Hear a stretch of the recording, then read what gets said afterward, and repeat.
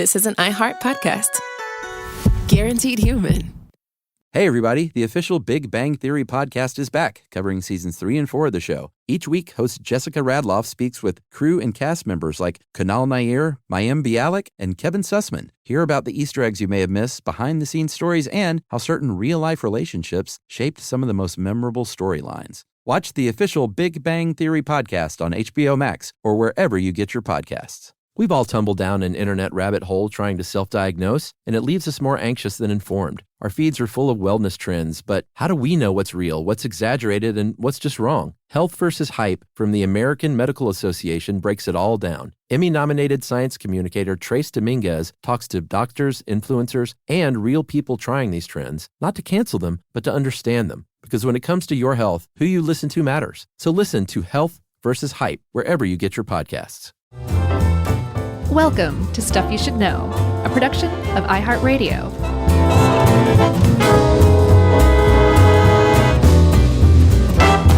Hey, and welcome to the podcast. I'm Josh Kaboom Clark, and there's Chuck Bryant.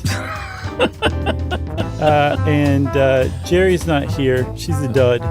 And this is Stuff You Should Know about bomb disposal. That's right. And specifically a dud, meaning a thing that doesn't go off, right? Yeah, a dud. Yeah, like when you're a kid playing with fireworks and you light one, throw it at your friend, nothing happens, and you start crying because it's a dud. You're like, I don't have 2 cents to waste, Black Cat. Give me my 2 cents back. Yeah. Yeah, when you're a kid, 2 cents mattered back in the 80s. That's true. You could put that together with 3 other cents and buy yourself a stick of butter. No. Throw it at your friend. So we should shout out, speaking of friends, our newish writer, Kyle Hoekstra, who's writing for us from the UK. Makes us an international podcast of mystery.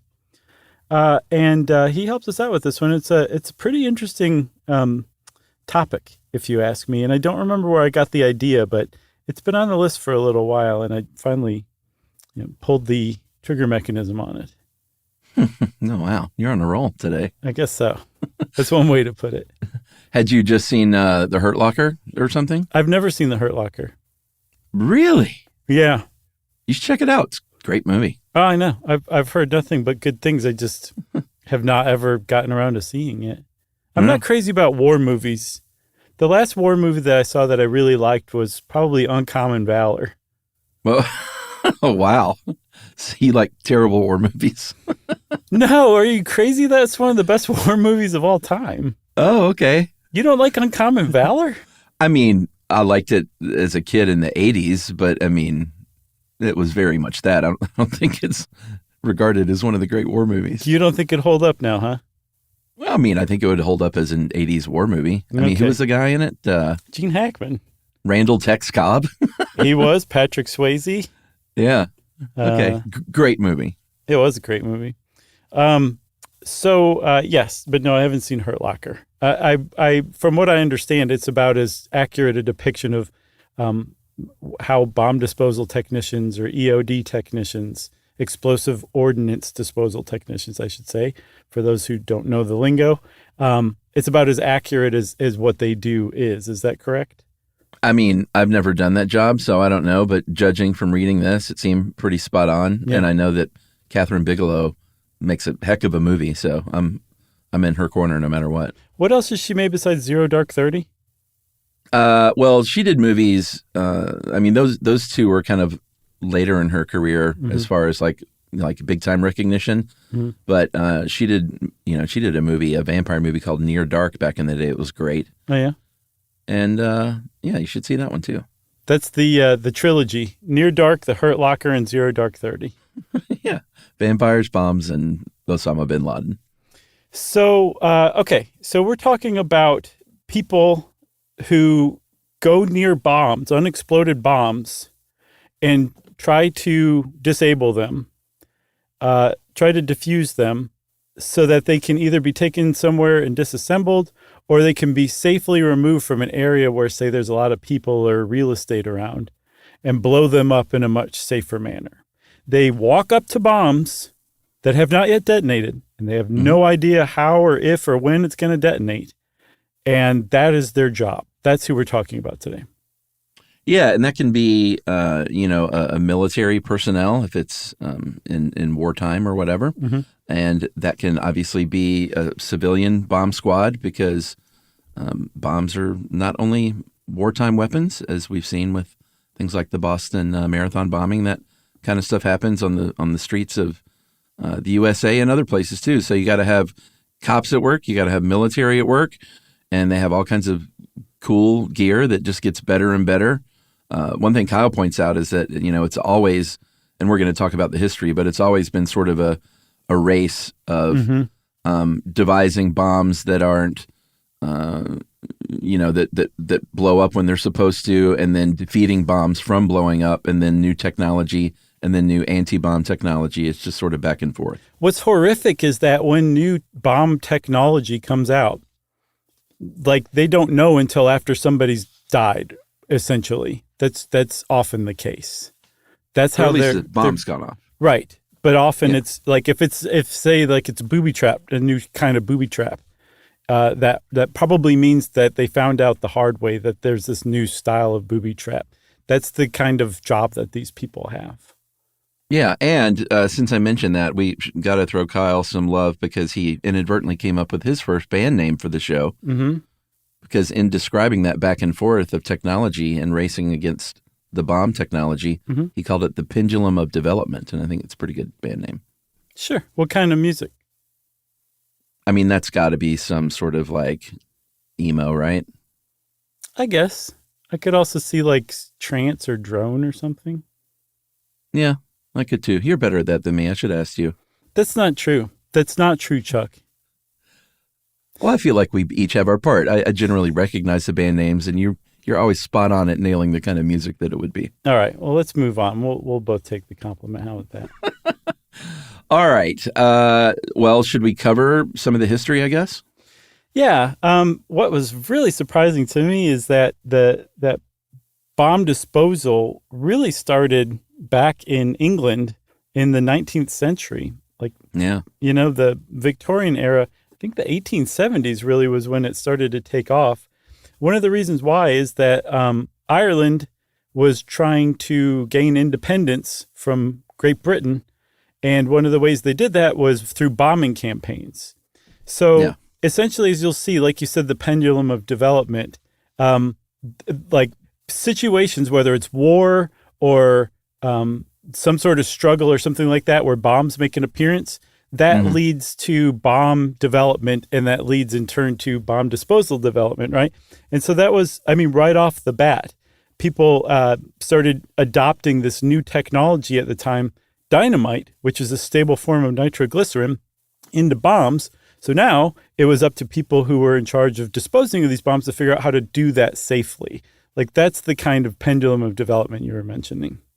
Yeah. So dynamite comes along. It's a big sort of leap forward in bombing technology. Right. Yeah. And the first person to kind of pioneer this inspection routine was a guy named Vivian Durang Majindi, who there was what was the Finian dynamite campaign was kind of the first big bombing campaign that featured dynamite, and Vivian came along and pioneered this field, was the first bomb disposal specialist because he got to work on that anti-dynamite campaign.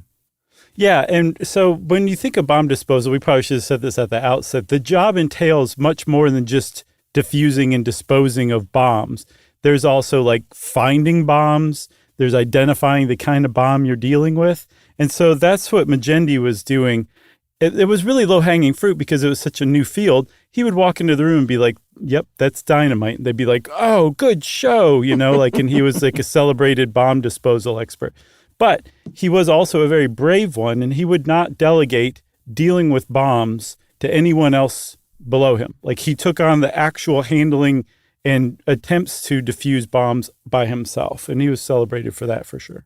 Yeah, absolutely. He was the first head of the explosives department that they set up over there in 1875. That would later become the Forensic Explosives Laboratory, which basically any kind of explosive activity, like literally explosive activity, Right. not like a Beatles concert or something like that, in Great Britain is run through the Forensics Explosives Laboratory. Yes. So this is going on in the, third or fourth quarter of the 19th century. And as the Irish were laying bombs, so too were anarchists starting to use dynamite as well. And that was a problem in Europe too, but it was also a problem in New York, in America. And so just like in Great Britain and England, where there were suddenly a lot of people putting bombs all over the place, there was a huge need for people to figure out how to make those bombs not go off. And so America developed its first bomb squad back in 1902 under the leadership of a guy named Giuseppe Petrosino. And they were dealing with the mafia. Thank you. They were dealing with the mafia at the time. And apparently they did their job because the bomb squad got disbanded. And then as anarchists started to really step up their game, the bomb squad, actually the anarchist in bomb squad, was created in 1914 in the NYPD. And it was basically the revived Italian squad under Petrosino. I can see Reddit now, my friend. What's up with Josh doing Italian names now? Right? After 16 years. Right. You can take it. Oh, no. What you don't do is go back and redo an Italian accent. Take it. I think you can under the right circumstances, and the circumstances are these. Do that Italian accent as Christopher Walken doing Sammy Davis Jr., doing the Italian accent. My brain just broke. All right, so we're in 1914 with the Anarchist and Bomb Squad. It's kind of a clunky name. I guess the AABS? Yeah, or ABS. Well, they threw that "and" in there. It's just sort of strange. Abs are made in the kitchen was their slogan. So they uncovered a plot to blow up St. Patrick's Cathedral. Jeez, I'm getting it all backwards. Cathedral in New York City. They basically let this thing go off. They got all the manuals of the fuse design. It was a timed fuse. And so they kind of let it happen and then arrested these, they wanted to catch the people. So They let the fuse be lit. And then they got these guys and, of course, extinguished the fuse. Yeah, during mass. Yeah. They went ahead and let the bombers light the fuse. I mean, I guess that's the only way to know who the guys were, right? Yeah, I guess. But yeah, that was gutsy. That's the way I took it, was that they wanted to, find out who was actually doing this. And the only way to do that was to see the fuse get lit. No, absolutely. I think you could also just say anybody who starts to crouch down near the fuse, you can go ahead and arrest that guy. Or raise your hand if you're not here to blow this place up. Right. And then just arrest who doesn't raise their hand. Yep. So also, remember we talked about J. Edgar Hoover running the Radical Division. They also had an early bomb unit within the FBI. And the FBI, probably ever since, has had bomb specialists, special agent, basically bomb technicians. And they do a lot of training. We saw a really interesting video on Wired, I think, where a FBI bomb technician describes what the whole process is like. It was pretty fascinating. Yeah, very calmly. But still, I mean, you got anarchists laying bombs, you have Irish Republicans laying bombs, and then what really steps up the whole game, makes it necessary, are the world wars. And the First World War came along, and there was a lot of munitions that were fired on either side all over the place, all over Europe. And anytime you're firing munitions, just like we said at the outset with Black Cat firecrackers, some are bound to be duds. And just because they didn't go off now doesn't mean they're not going to go off 100 years from now. So it's actually, as we'll see, like a huge problem still.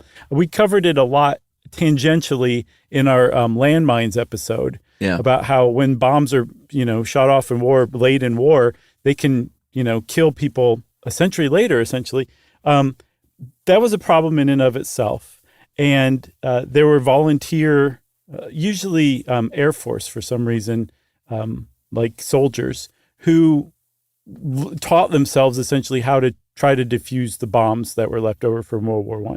But it wasn't until World War II the whole thing started to be formalized, both in the UK and in the US.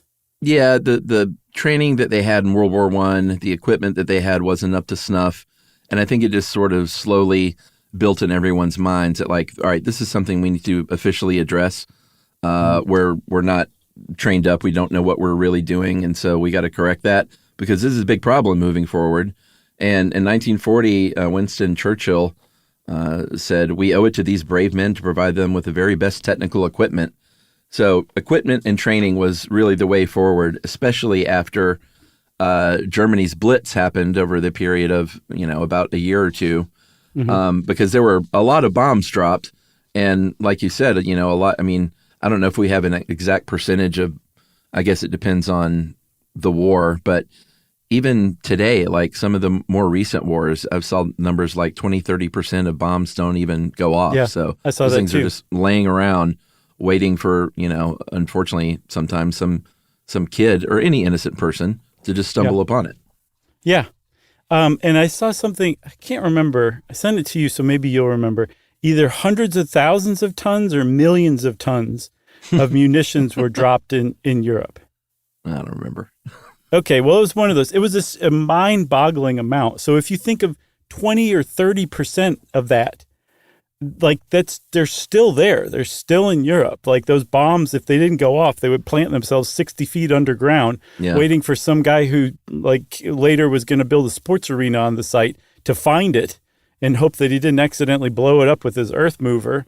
Like that's I don't know how common it is, but it's a frequent occurrence in Europe still. Yeah, absolutely. As they got better at disabling these bombs, of course, that race starts again, the pendulum of development. That great band takes the stage. And Germany is like, well, here's what we'll do then. We're going to start implementing things that will kill somebody trying to dismantle it, an anti-handling device. Right. They had all different kinds, but, basically most of them were just, if you mess with the fuse or if you mess with the wiring, like if you were trying to extract something to keep it from going boom, that would make it go boom. Right. And so, yeah, just want to punctuate that. These anti-handling devices were booby traps specifically designed to blow up the very people whose job we're talking about today. Yeah. That was the whole thing. That was the point of it. And for people walking around like me who just have always thought of fuses as that long wick that goes to like a shiny black round bomb, there are basically anything that sets off the detonator or the thing that blows up the detonator, that's a fuse. It can be everything from something magnetic. It can be barometric. It can be like a gyroscope. So if the bomb is tipped over, it blows up. Anything that that you can use that detects a change in the environment, a timer. It can also be a radio, something as simple as a garage door opener. All those are fuses. It's not just like there's a wick that's lit. It's anything that can blow the thing up that triggers the explosion.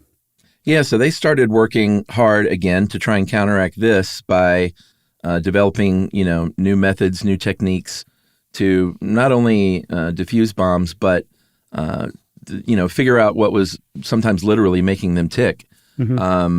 Drilling holes in them in time bombs. They started listening to them with stethoscopes, so you could hear if it had a clock, and if it did have a clock, see if there was some sort of mechanism called a clock stopper. Like it's basically a steel collar, battery-powered thing. See if that thing's firing. To see if they, had any anti-withdrawal devices. Thank you, Germans.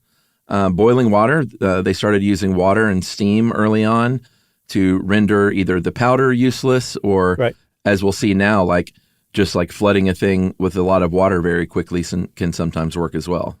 Yeah, and that also didn't quite make sense to me at first until I realized that bombs also are made up. There's a really the explosive part that makes the big boom, but there's also frequently a slightly smaller explosive that makes the big boom go off. The thing that booms really hugely, they're usually really kind of hard to detonate. So you can do things like pour water on the whole thing, and you're not necessarily trying to keep the big bomb from going off. You're trying to disable that either explosive charge or the fuse or whatever that's going to make that bigger bomb go off. It's kind of hard just jiggling around a bomb to make, like, say, the plastic explosives or something like that go off. It's way easier to make the black powder get triggered. That's what you're trying to disable most of the time when you're messing with the bomb. Yeah, absolutely. I mean, we talked about that a lot in our episodes on nuclear bombs and stuff like that. You said we did one on IEDs. Is that right? I genuinely don't remember that. Oh, yeah. 11 years ago.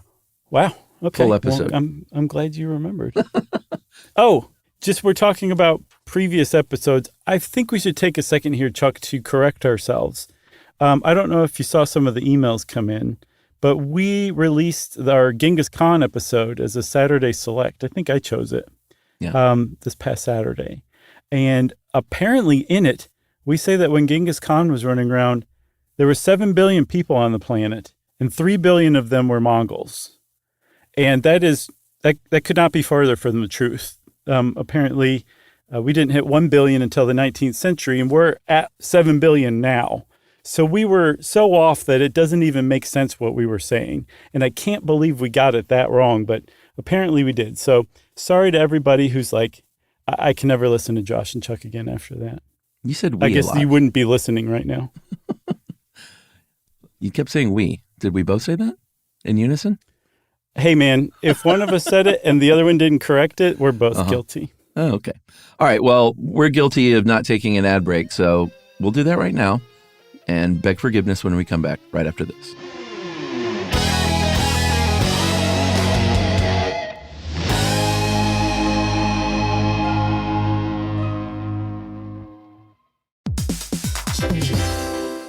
Hey, everybody, we're here to talk to you about Wayfair, who believes that spaces should be functional, they should be comfortable, they should be well-designed, and they can be well-designed by you with their help. Your updated space should feel more comfortable, inviting, and practical for everyday use. And we're talking about outdoor seating. We're talking about grills. We're talking about major appliances. If you need storage solutions, Wayfair can help you out. Patio lighting, rugs, decor. It is your one-stop shop for home. Yeah. I mean, it's getting nice out, so it's time to think about living outdoors for the next few months. And Wayfair knows that outdoor furniture, it's heavy, it's intimidating to assemble. So Wayfair has stepped in and said, we're going to handle the hard part so you don't have to. That's right. You can shop Wayfair Verified, your shortcut to the good stuff. And that means their team of product specialists are going to vet everything by hand using a 10-point inspection, testing things like, quality materials, functionality, and features, and even how long it takes to build that piece of furniture. And the overall experience save time, reduce hassle, and improved convenience. Patio season is here, and these deals won't last. So head to wayfair.com right now to get your outdoor space ready for way less. That's WAYFAIR.com. Wayfair, every style, every home.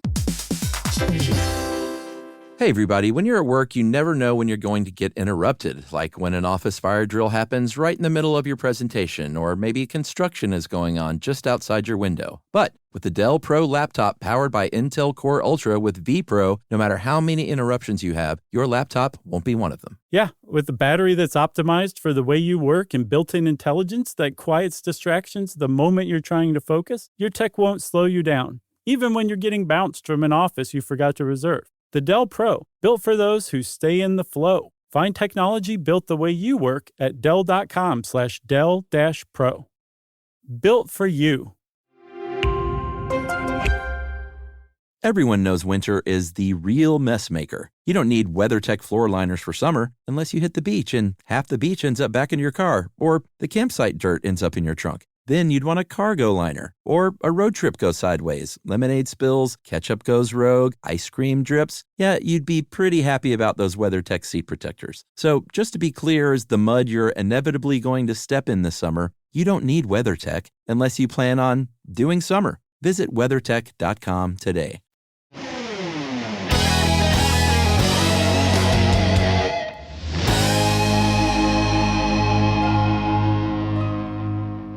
All right, so flash forward again. The sort of technology of defeating bombs seems to rise and fall with lots of bombings happening, of course, and that happened between 1969 and really up into kind of the mid 2000s with the Provisional Irish Republican Army in Northern Ireland. During that time, 23 different specialists were killed in action from the Royal Army Ordnance Corps. And ordnance is just sort of a fancy name for any kind of artillery.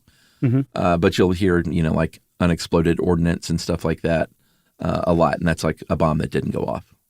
Yeah. And so the troubles in Northern Ireland were a huge impetus for new bomb disposal technology. Simultaneously, bomb disposal techs who had fought in Vietnam were starting to come back to the United States too. So there were two different things that were pushing bomb disposal technology at about the same time in both the UK and America.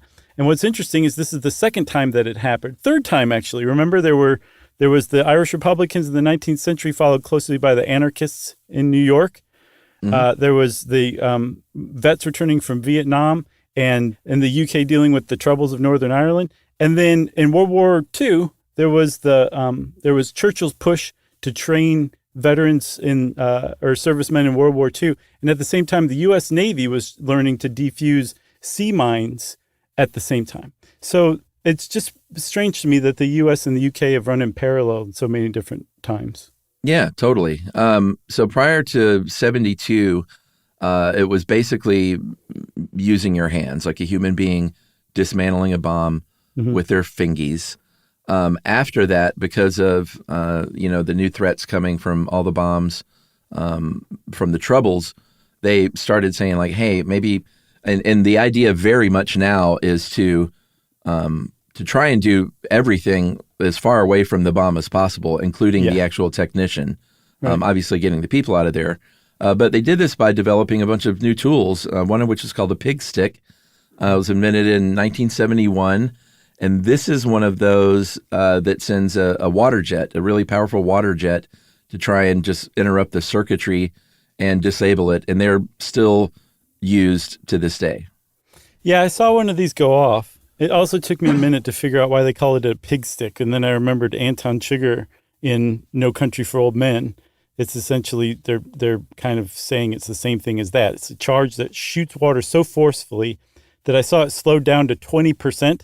And it still happened too fast to see. Yeah. Like it's so quick that it will disrupt the bomb before the bomb knows what hit it, right? So any fuse or firing mechanism or anything like that, it's just going to get separated before it can trigger the bomb. And the fact that it's water means that it's not going to let it's not going to accidentally light any, say, like incendiary trigger inside. So it's pretty ingenious. And the fact that they were using this all the way back in the early mid 70s is pretty impressive. And because it's just so effective, like you said, like it's still pretty much standard around the world today. Yeah, for sure. They're not very effective for car bombs, obviously. So more and more car bombs started to be used. Like, again, once something is sort of figured out and you figure out a better way to defeat it, the enemy morphs. And so car bombs became sort of, and are still just a big problem worldwide because car bombs are mobile, obviously, and they're huge. Like you can have a 200 to 300 pound bomb hidden in a car that's not very big without even seeing it. So, of course, they had to develop even newer technology, and we all knew it was going to go this way, but eventually robots would come onto the scene. Oh, I'm impressed you didn't say robots. Thank you. That's Hodgman's deal. One of the technologies that came out of that is the early prototypes or proto-robots used today were called wheelbarrows. I think the first one was made out of a lawnmower motor. And essentially you could put, say, something like a pig stick and then maybe a like video camera on there and go approach a car. And some of the ones that came later, you could use this robot to hook tow ropes up to move the car out of the area to someplace safer to blow it up. And I think something like 400 wheelbarrows were destroyed just between 1972 and 1978, which gives you an idea. That's 6 years. That's just the ones that were destroyed. That's how many bombs were laid around Northern Ireland, but also in Europe and England to somewhat lesser extent. During that period, during the Troubles, which ran all the way to 98, I think, there was a lot of bombs going off around there at the time. So the more bombs there were, the more quickly they had to develop these techniques to to counter bomb measures too. That's what was going on. It was just a huge laboratory and pressure cooker at the same time. Yeah, to be fair, I think the purpose mostly for the wheelbarrow was to blow it up. So I don't think there were a ton of wheelbarrows that made it out alive, Oh, okay. All right. Still, 400 is a lot of bombs in 6 years. Oh, totally. There was well, I guess we should just sort of give the general breakdown of how this might work back then. Okay. And it's not too dissimilar from how it works now. But you would initially, get the call that there's a suspected device to this team or these specialists. The first thing they do is clear the area. They try to get people, they figure out what they think might be the blast zone, get as many people as far away from, that area as possible. And then you get that robot out. If the robot can't do the job, then you have to get a person in a bomb suit in there. Mm-hmm. We'll talk about bomb suits a little bit more later. And then they go in and they explode this thing, if it's real. Right. Yeah, that's another thing. Kyle found this BBC documentary on the bomb squads working in Northern Ireland at the time, from 1974. And everything has a real Clockwork Orange look to it still.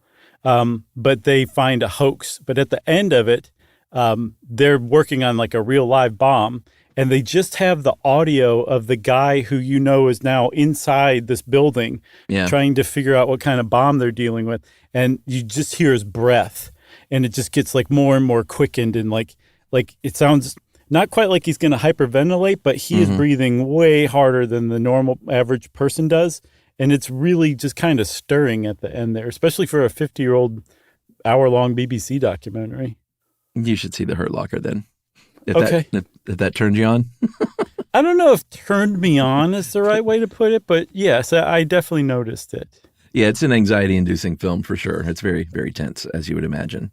Okay. I'll check it out, sure. You don't have to, man. I mean, are you one of the financiers of the movie? Or? Just suggesting. It's very related to this topic, Sure. So IEDs, again, we did a full episode on these about 11 years ago, so we don't need to really go through what all those are. But they are improvised explosive devices. And the scary thing about IEDs, like this is what you had in the Boston Marathon bombing, is like it could be almost anything, like a pressure cooker, a pipe bomb, could be, something just sitting in a backpack on the corner. Mm-hmm. So that's incredibly frightening to face that kind of reality. Yes. So that's something that, say, like a public safety bomb disposal tech would be more likely to deal with, rather than, say, like a military grade bomb being left somewhere. That would probably be more like a military person that was dealing with that. But I also saw one other thing that people in public safety have to deal with are illegal fireworks. I didn't even know there was such a thing as illegal fireworks. Did you? You mean like the firework itself is illegal in a legal state? I think the impression is that they're homemade. Oh, okay. Or they're so powerful that they're not legal. Yeah. I've heard that. I think as a kid, we all heard rumors of like M100s and M120s that probably didn't even exist. Right. A black cat the size of your forearm. Also on those IEDs, especially in the case of Boston, that video we saw, one thing you don't think about is when you find out that there is like a bomb, or a tip that there's a bomb somewhere, and you clear out an area, like a lot of things can look like a bomb at that point. Because he was like, people drop their backpack, they get out of there, they're, all of a sudden there's a lot of things laying around, or it could be like the mailbox, so they have to check out like everything. Yeah. I noted that too. That was pretty interesting. Another thing that they'll do is they'll pre-sweep areas. Say like there's a political rally or something like that. You can pretty much bet that there was a bomb squad that moved through the area already and swept it for bombs. Also, one of the other big jobs that they have, Chuck, is they will identify like evidence of bombs. They'll help people gather evidence. They'll be like, that's a part of a bomb, that's a part of a bomb. And the more that they can collect, the more information they can take back to the lab and figure out about the bomb maker, the country that it came from. And the more they can do that, the more they can learn to counter them as well. Yeah, for sure. I mentioned that in the 70s, kind of the protocol of how you would go about this on the scene, basically being the same today. Like some of the only differences today is like they have x-rays now. So, Yeah. Just like in the doctor's office, they'll go and put a plate behind the bomb and take an x-ray of it. And that has been a real game changer in being able to look inside this thing safely and see what's going on. Yeah. And the other thing too that the guy in the video really wanted to drive home is they want to spend as little time around that bomb as possible. So like if you're going in, you don't want to go in with a couple of things and be like, oh, no, let me go back and get this now and try this. Like they want to go in there one time and have everything at their disposal on hand to assess and evaluate and decide how they're going to disrupt this thing. Yeah, but as it stands, because you almost exclusively across the board, every bomb disposal unit is going to take an x-ray first. You have to put a person in danger, at least at some point. Ideally, after they take the x-ray, they get the heck out of there, and then they never go back again. It's the robot that's sent in, the wheelbarrow or whatever, to handle the whole thing with, say, like some sort of disruptor, like a pig stick or something, right? But if, like you said, the robot can't get to it, it's up the stairs, it's over some weird debris, it's just in a place where the robot can't get to it, that person's going to have to go back in and deal with this directly. Yeah, and like this is frightening when you think about like you have to go in to get that x-ray, and 2 out of the 3 methods for a bomb potentially going off are threats to you at that moment. If it's a time bomb and you have some bad luck with your timing, you could be exploded. If it's a remote controlled bomb, you could very easily be exploded. The only one that you're, I guess, relatively safe from if you're doing your job really, really carefully is victim initiated or like a booby trap or something. Right. So, you're not going to want to disturb it, basically. You're going to want to be really, really careful when you're doing that x-ray. Yeah, for sure. All right, Chuck, I say we come back and we talk about some of the technology that these very brave people are using when they do this crazy, crazy stuff. Let's do it.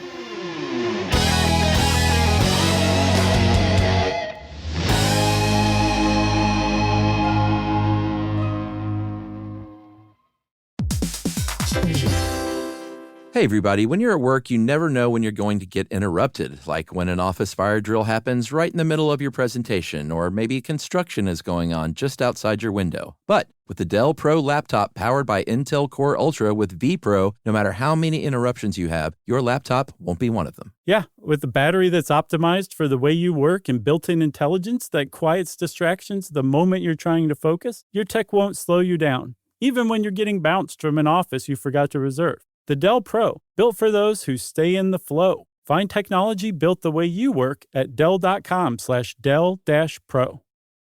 Built for you. Everyone knows winter is the real mess maker. You don't need WeatherTech floor liners for summer unless you hit the beach and half the beach ends up back in your car, or the campsite dirt ends up in your trunk. Then you'd want a cargo liner, or a road trip goes sideways, lemonade spills, ketchup goes rogue, ice cream drips. Yeah, you'd be pretty happy about those WeatherTech seat protectors. So just to be clear, as the mud you're inevitably going to step in this summer, you don't need WeatherTech unless you plan on doing summer. Visit WeatherTech.com today. The universe is full of mysteries. Black holes, quantum physics, galaxies. On TikTok, millions of people are learning more about the universe around them every day. Scientists break down complex theories, demonstrate experiments, and connect dots between the cosmos and our daily lives. One scroll might reveal the concepts on the fabric of space-time, the next an optical illusion. It's discovery on a massive scale, where millions learn something new every day.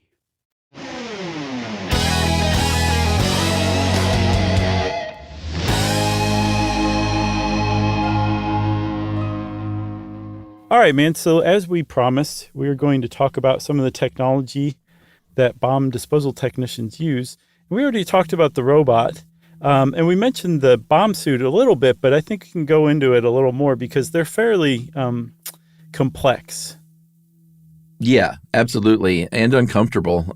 There are variations. They'll gauge what kind of level of suit you need, like lighter versus heavier. But if you've got on the full heaviest Kevlar plated, collar protected, helmet visor wearing suit. Mm-hmm. It is clunky. You do have use of your fingies, so like, I think if you're one of these kind of specialists, one thing you're going to have to really consider is that you may at some point be living your life without fingers or hands, Right. at the very least. Right.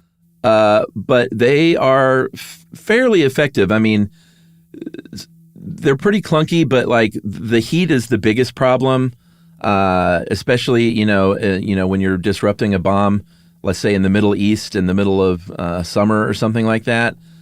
They don't last long in those. So the very latest technology has actual cooling units. They all used to have fans, but now they have actually coolant that says they can withstand like any amount of heat for an hour. Wow. And I don't think they want to be in there for more than an hour anyway. So hopefully that's helped a lot.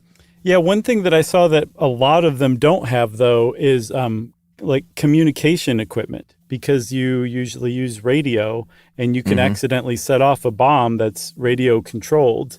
So they often don't have any sort of comm equipment in there. I also saw, and I don't know, this is not from a legitimate source or vetted source. How about that? It was either on Quora or Reddit. No offense to either of those sites, but Right. where somebody who presented themselves as a bomb technician essentially said, if you're dealing with a pipe bomb, maybe illegal fireworks, something like that, you're probably going to wear a bomb suit if you have to defuse it yourself, not a robot. But at bomb, you probably aren't going to go to the trouble of wearing a suit, because that bomb will kill you if it goes off, whether you're wearing a suit or not. And those suits are definitely made to protect you against shrapnel, projectiles. A lot of them are literally bulletproof because they're so tough and made of such thick Kevlar and ceramic plates and all that. But the overblast, the shock wave that's produced, is what can give you crushing injuries just from hitting you that hard if you're very close to a blast radius. So putting all that together, I couldn't help but wonder if they were correct or if they were just talking jive. Well, there is something called blast lung. It's a very common injury, and it's basically, like you said, getting just smashed in the chest with an invisible, wrecking ball. So it's an internal injury, but that's one of the most common. And those suits, they obviously stop projectiles and stuff, but they also decrease that blast wave impact. It's, they're made to do that. So Sure. I would be surprised if the just sort of the rules around it were like, yeah, he's just not going to wear it today. That was my take too. It's like, are you really allowed to just say that yourself? But also, I wonder if they're in such short supply that it's like, do whatever you want, man. Like, just hats off to you for even trying this. They're don't know. expensive. Yeah, they're like $35,000. But I stopped and thought about it. That's because probably it's local and federal governments buying them. So I'm sure they're That 200 or 300% marked up, Yeah, you can probably make one of those for a couple $100, I bet. Sure.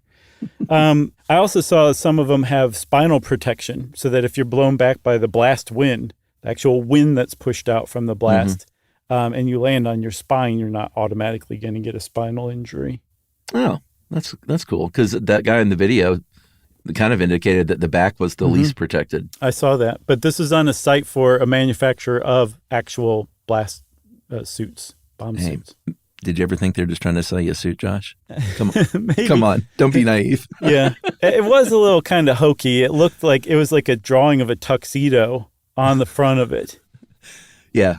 So the other piece of technology we talked a little bit about is it was called a disruptor.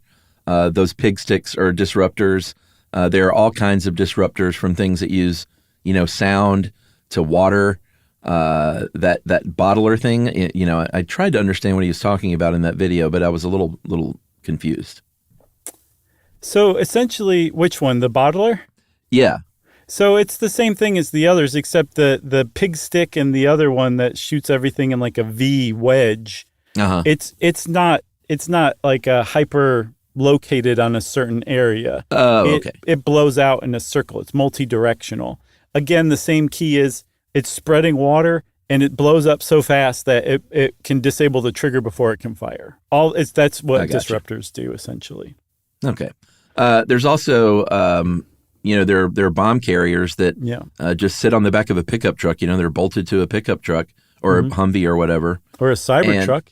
Yeah. Oh, God. I saw one in the wild the other day for the first time. Oh, yeah? What'd you think? I was just like, that's just the dumbest looking thing to drive around in that I've ever seen in my life. That's what I thought. Yeah. I mean, I get that. A lot of people do. There's a subreddit called Cyberstuck, and the whole thing is just totally dedicated to making fun of people who drive cyber trucks and all of the woes that they have from driving a cyber truck. It's pretty funny. If you've got one, I'm not trying to yuck your yum. Everyone has different tastes, but let's just say it's not my taste. Okay. Yeah, I think that was well put. Aesthetically.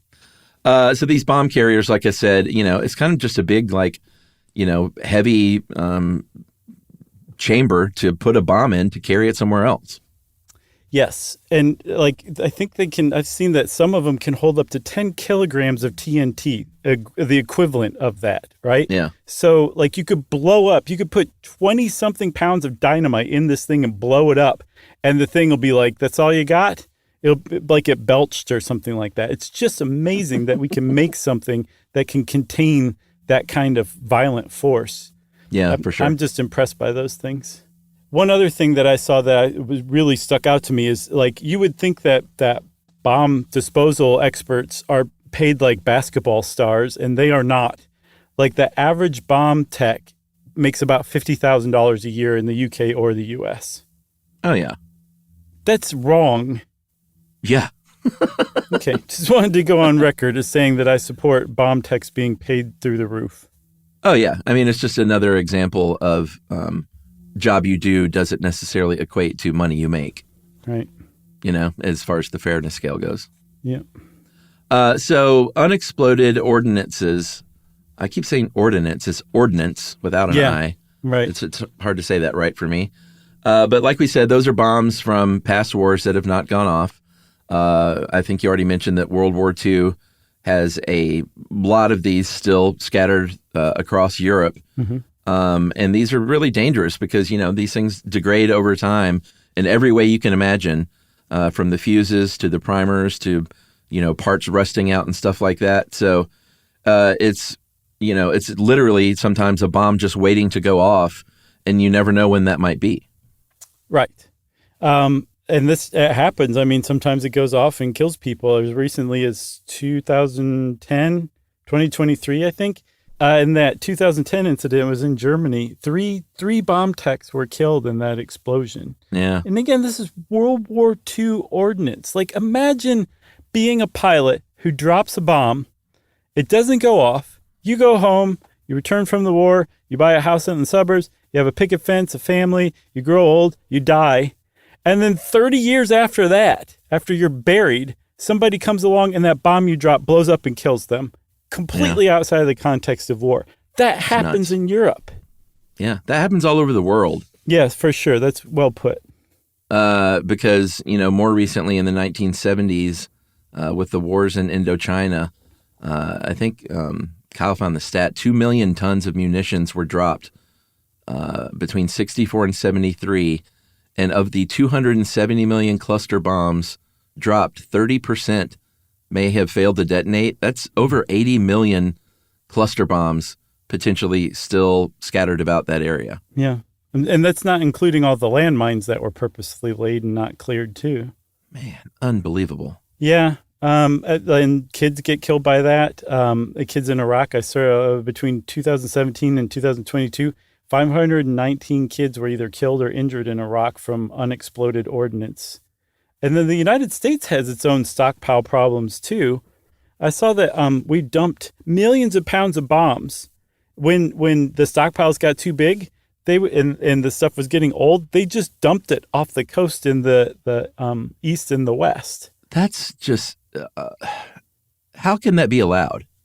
It was stopped being allowed in 1970, but it's not like they went back and got fished everything out, which is funny because it does get fished out once in a while in a fishing net. And apparently Lake Erie had Camp Perry, which was a proving ground for munitions. And just like in war, when you're shooting off a bunch of munitions to test them, some of them aren't going to aren't going to blow up right then. So apparently Lake Erie is littered with unexploded ordnance as well. We talked about the one, wasn't it a nuclear bomb off the coast of Savannah? Right, yeah, from I think the early 50s. Did they find that thing recently?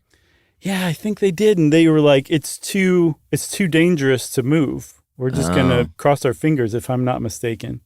Yeah, I couldn't remember because I feel like we got email because we talked about that a long time ago. Yeah, they made the call that it's really just Tybee Island that's in danger, and they're like, it's Tybee Island. That's so mean. Okay, since I just made fun of Tybee Island, I'm just kidding, Tybee. It's time for listener mail, I say. You know who loves Tybee? Jerry does.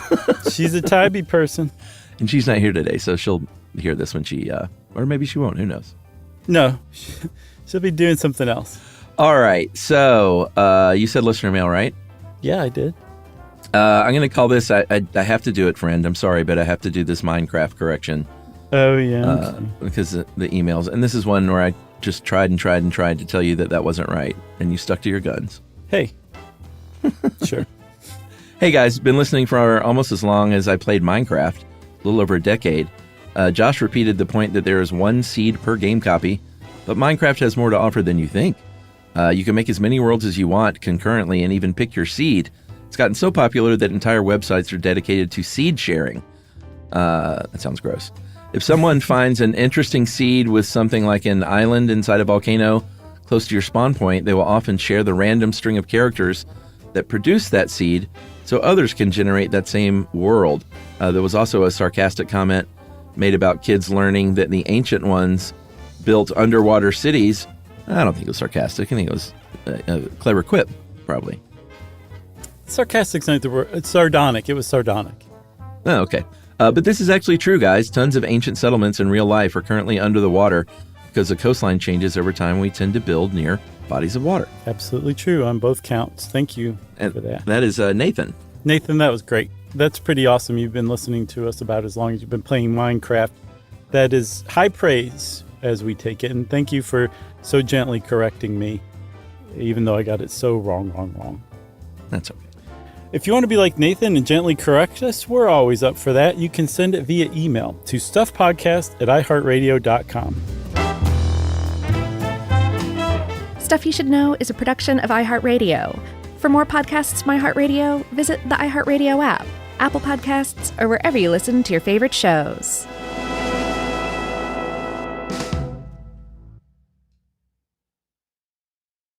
Introducing the all-new Mazda CX-5, featuring more connection. Hey Google, where's the nearest Pilates class?